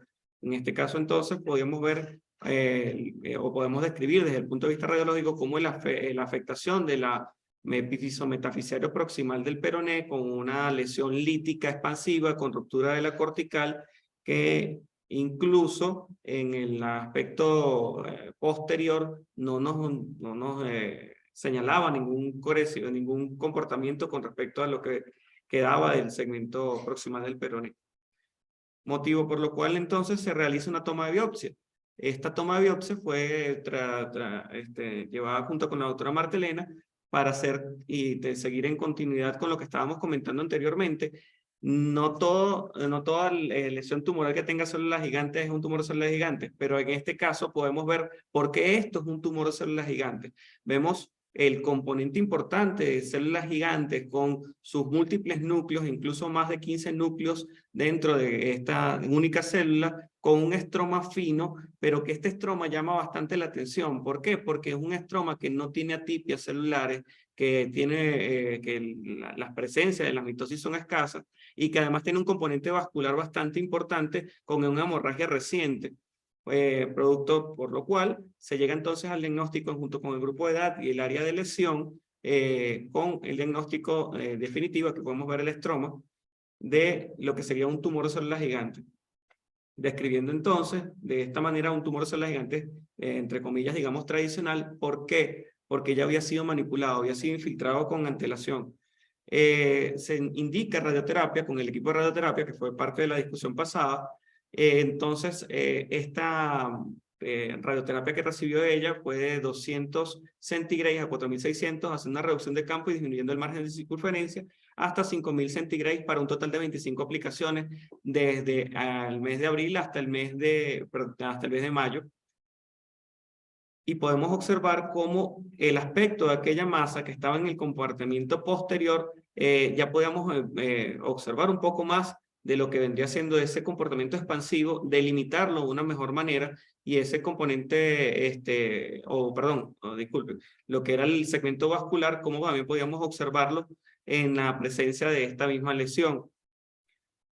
Siguiendo con los controles, una tomografía de tórax que no reportaba absolutamente ningún crecimiento, pero ya nosotros en la discusión pasada quedamos pendientes de hacer este estudio, que fue una angiotomografía. Esta angiotomografía nos permitía saber cuál era el comportamiento de esta masa con respecto ya a la radioterapia de una manera un poco más definitiva, y ese componente vascular para precisar si podíamos hacer algún tipo de cirugía, presentando también la disyuntiva, porque de manera inicial, antes de recibir radioterapia, se había hablado de hacer una cirugía ablativa, debido a que el componente vascular estaba inmerso dentro de esta lesión, y no podríamos entonces definir debido a que no teníamos una pared que contuviera la lesión. Ahora, luego de la radioterapia, tenemos una pared que nos permite entonces observar cómo el paquete vascular se encuentra completamente próximo a lo que vendría siendo la lesión por per se, pero esta lesión está ya bien esclerosada producto de la radioterapia, presentándonos entonces ahora la posibilidad de preservar la extremidad y resecar todo este segmento afectado. Motivo por lo cual lo trajimos entonces. Actualmente ella se encuentra, esto si vemos es para junio del año pasado. Ahora vamos a hacer un nuevo estudio para visualizar cómo se encuentra el paquete para tiempos actuales, tomografía del tórax también, y planificar la cirugía de resección probable. Es de vital importancia que las características clínicas de un tumor que era bastante voluminoso ha cambiado, y actualmente el volumen es mucho menor, la sensación o molestia ha pasado a ser no de una manera constante, y sí persiste algo de lo que sería una anestesia de lo que sería el dorso del pie, pero es de saberse por el compromiso que tenemos con respecto al nervio ciático popliteo externo, el cual debe estar comprometido debido al crecimiento de la masa. Este es uno de los casos que trajimos entonces para... ¿No había un estudio más reciente? No, doctor, estamos pendientes de los estudios más recientes. Ahora sí, el doctor está conectado. Doctor Carlos Luis. ¿Podemos tener audio de él? Escucho. Bien. Ahí está, ya listo. Gracias, Carlos. Buen día. Subirle volumen. Ya va, déjame subirle volumen un momento. Listo. Habla, ahora sí puedes hablar.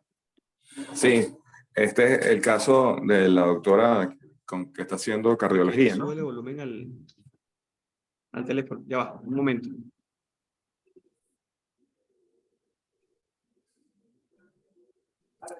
¿Ahora? Ya. ¿Me escuchan? Sí. Fuerte y claro. Sí, este caso recibió radioterapia, incluso yo le apliqué hipertermia como radiosensibilizante y obtuvimos buena respuesta. Llama la atención que cuando nosotros terminamos el esquema de radioterapia, ella no había ningún cambio. Este tipo de tumores responde mucho después. Cuando ella la reducción y el esclerosamiento, como lo escribe, la lesión, eso comenzó aproximadamente al cuarto, quinto mes de haber terminado. Y esto es bien importante saberlo en este tipo de tumores, que es esperar este efecto radiobiológico que es tardío, ¿no? Y ahí hemos estado observándola a ver la posibilidad si se puede hacer una resección que no sea la amputación, ¿no?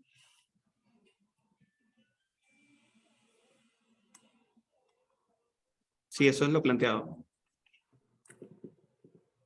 Es bien importante también esta muchacha que el seguimiento cercano, ¿no? Porque si está descrito en los tumores de células gigantes, que es la malignización por radioterapia. Entonces, esto es un riesgo que debemos considerar y siempre estar alerta, ¿no?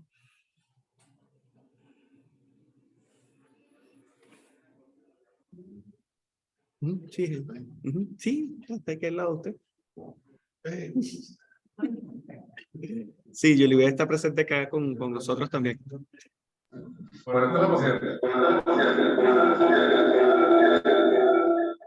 De hecho, no me cuento cómo ha sido tu respuesta clínica y todo lo demás.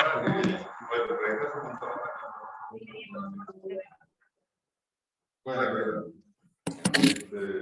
la teoría clínica dice eso.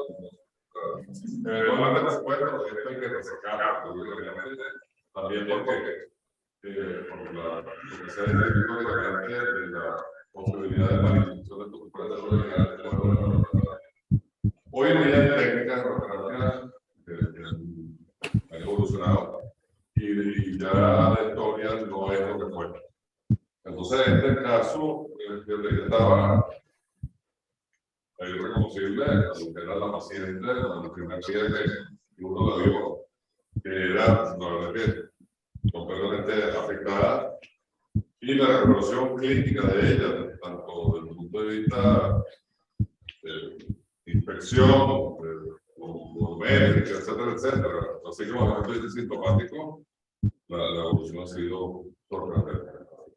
Entonces, en ella, bueno, vamos a ver si podemos extirpar la masa preservando el vaso, o si no, podemos hacer puente. En el caso de que no sea posible sacarlo. Pero esto cambia el pronóstico a lo que hemos hablado, o a lo que se había hablado. Así que no sé si Carlos, ¿tú le quieres agregar algo más?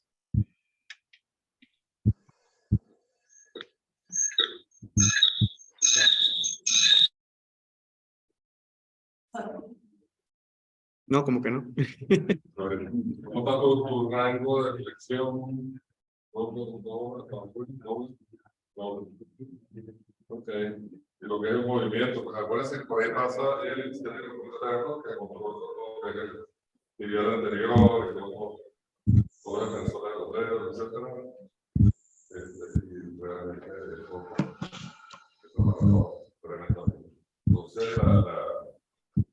la cosa de extender la pierna y llevar los pies hacia arriba, donde puedan. Gracias por venir. Y la posibilidad de una restricción temporalmente darle de las condiciones que pudieran beneficiar durante su vida. Nosotros tenemos la suerte, como ella tiene razón, de que la infección que está ocurriendo es un hueso pero si los niños tendríamos que el panel tumores, nosotros mojamos esa de la recesión tumoral.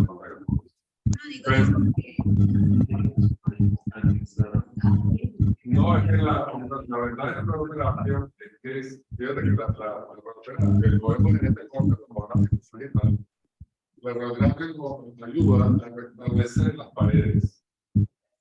Entonces, muchas veces la conducta posterior es que eventualmente uno pudiera hacer un degrado, un puretaje, de limpiar todo el contenido y esas paredes que se recuperaron con la pared se usan como continente de cualquier cosa para rellenar el terreno.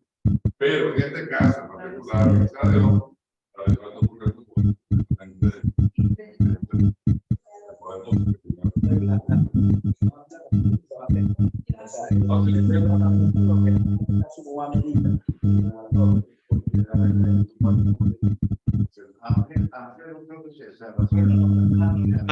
Marginal, ciertamente.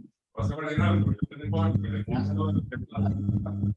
La estructura y tumores cerebrales es radioterapia, no aquí. Bueno, no, de hecho, el Osuma, no, es tratamiento inmunológico. Hoy en día se han reportado, pero vamos, está claro, ¿no? Realmente en la SPA, se ha hecho una experiencia muy interesante. Pero Bueno, y están teniendo que pareciera ser peor que mejor no dar. por eso lo estoy diciendo. No, no hay nada. Por eso. Hizo mucho boom hace uno de los grupos que trabajan en esto antes de ser fuerte.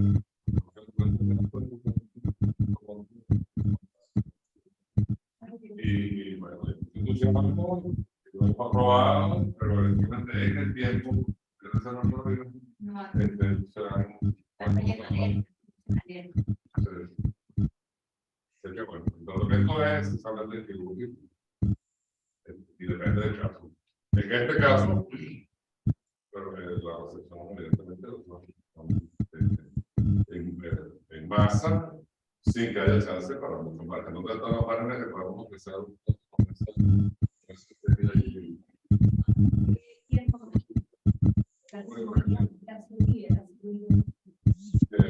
no sé cuánto terminó eso fue, Ya estamos, eso fue en mayo del año pasado. Estamos... No, ya está sin completa para falta estudio de actualización y todo la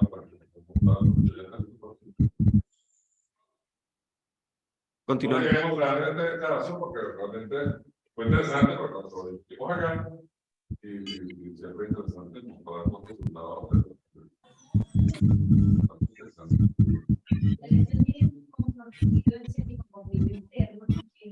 No es necesario porque se nos olvida.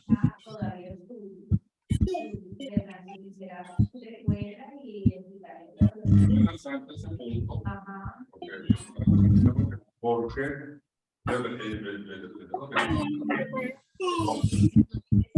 no tiene, o sea,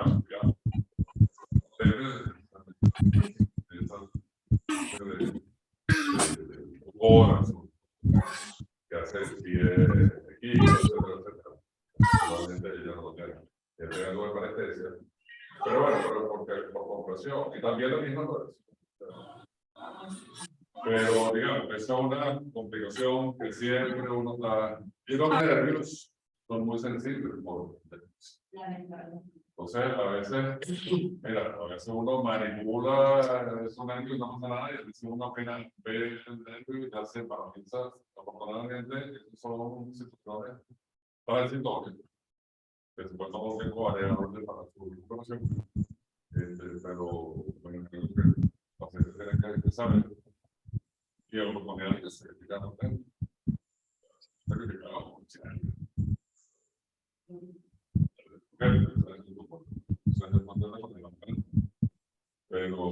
en este caso se trata siempre de más. De hecho, cuando uno aborda, lo primero que uno busca es desear de colección antes de liberarse. Pero aún así, ese tipo de regulación, por mucho que dar una técnica, el solo hecho de tocar o mezclarlo, a veces trae más cosas. Como dije,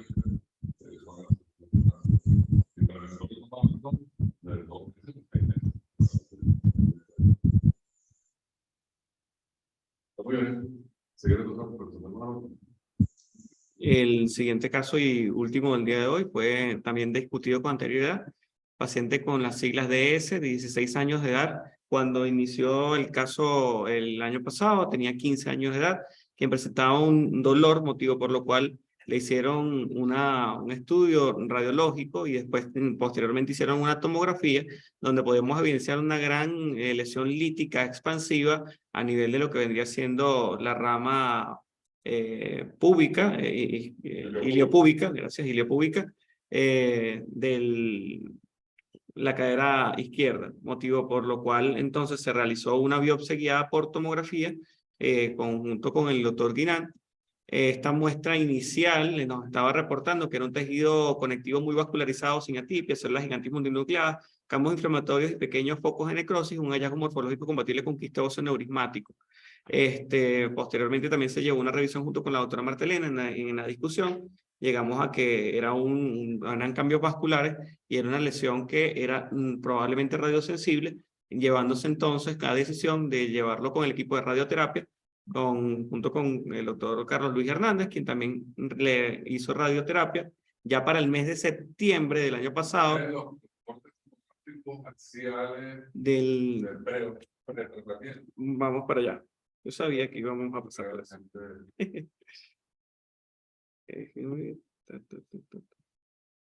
Se cerraron. Aquí está. Pretratamiento 14.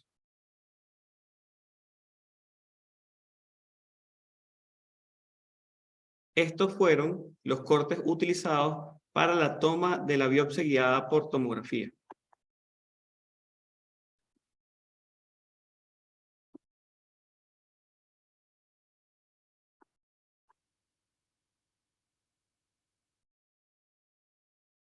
Vamos bajando en el corte axial, vamos a poder evidenciar entonces, mientras van cargando las imágenes también.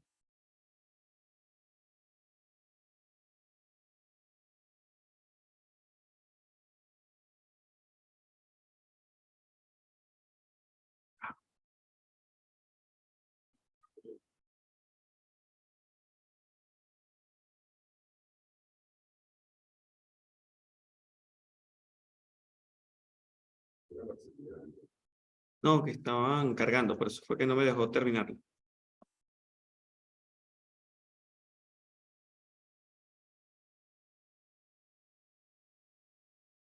Aquí podemos observar entonces cómo comprometía también lo que era la cara anterior del acetábulo y por eso también las características clínicas eran dolor a nivel de la cadera. Y la lesión como era de expansiva con ruptura. Ajá, una lesión expansiva con ruptura de la cortical, un adelgazamiento cortical principalmente ya hacia la cara intrapélvica. Compromete también lo que sería la pared anterior del acetábulo, la columna anterior.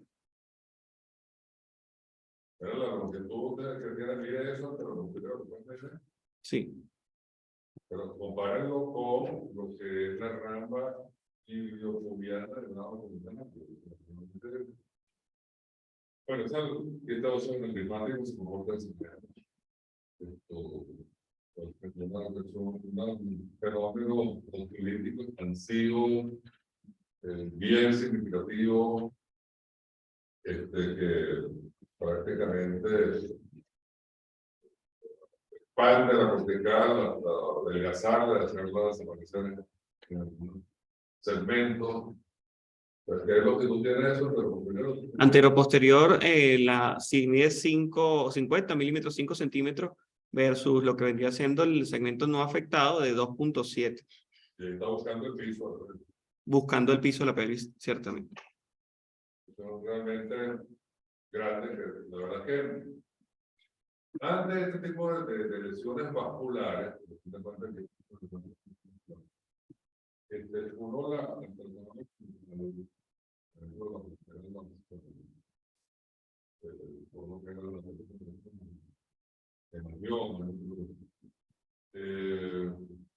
pero eventualmente este tipo de lesiones encuentran una decisión quirúrgica, lo que pasa es que no tenemos. Bueno, de hecho ya luego de realizar la primera parte de la radioterapia, en su primer control, podíamos evidenciar cómo para el 23 de septiembre teníamos un poco mejor definido todo este segmento, pero realmente fuera de los controles, la mamá por sensaciones de querer adelantarse un poco, ya para el mes de diciembre del año pasado, nos acude con esta rayos X realizada en el mes de noviembre. La cual nos solicitó verlo. Y aquí podíamos evidenciar cómo el cambio era tan significativo de un mes al otro, de septiembre 23 al 21 de noviembre, cómo la esclerosis importante de todo este segmento y cómo incluso la parte acetabular ya se encontraba esclerosada también. dándonos a entender todo el manejo como una radioterapia local, cómo ha dado esta nueva esclerosis y esta nueva mejoría, que clínicamente el paciente incluso está ganando peso, él por motivos del dolor y por motivos de la sensación de limitación estaba perdiendo peso y actualmente ya clínicamente y personalmente es otra persona. Y se encuentra pendiente un estudio tomográfico control para este mes de febrero. El plan bueno con él era hacer esta con la intención de eventualmente una recepción quirúrgica, pero realmente el transporte ha sido tan nos quedan observando con un seguimiento de imagen neurológico y bueno, ya está hablando que tenemos que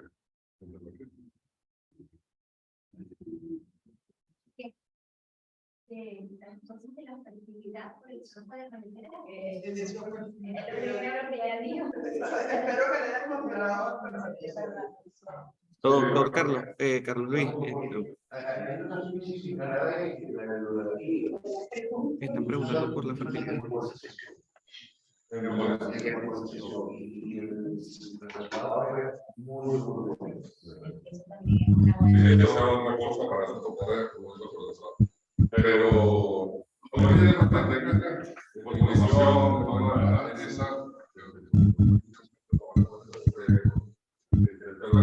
voy a preguntar. Sí, doctor Carlos Luis, están preguntando por el riesgo de fertilidad del paciente.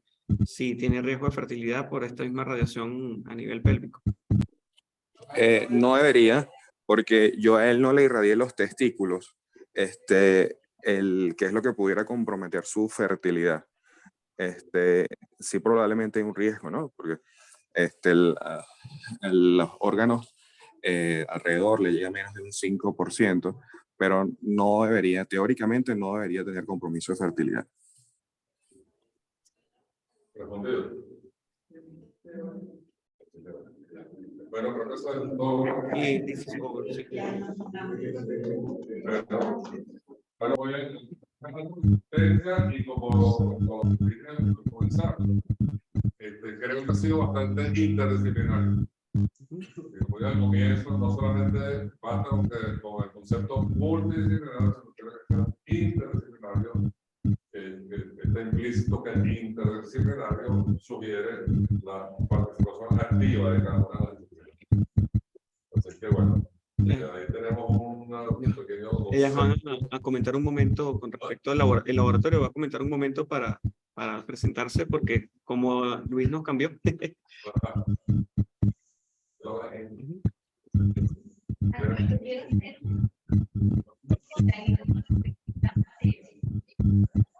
La doctora Vino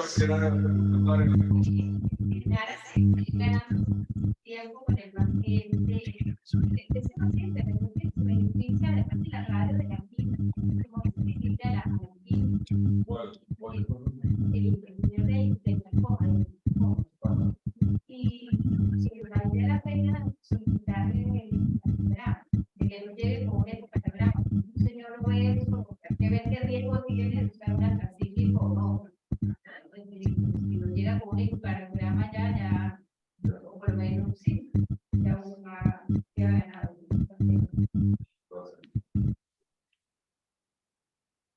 Pues entonces la gente de Leti que nos acompaña en este tipo de actividades. Hola, doctor, ¿cómo está?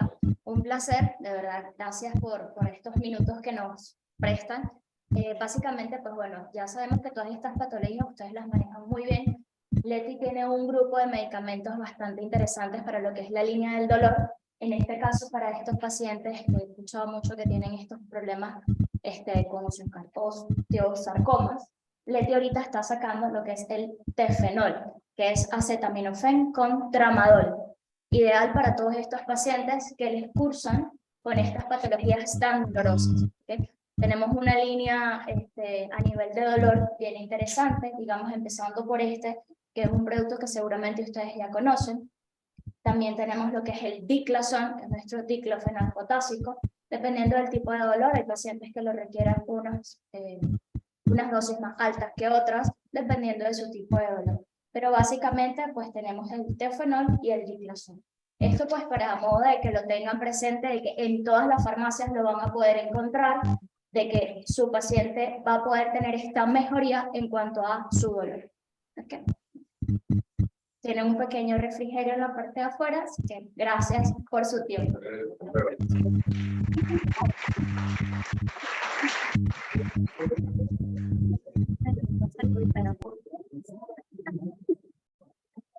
Bueno, muchas gracias a los presentes por el Zoom.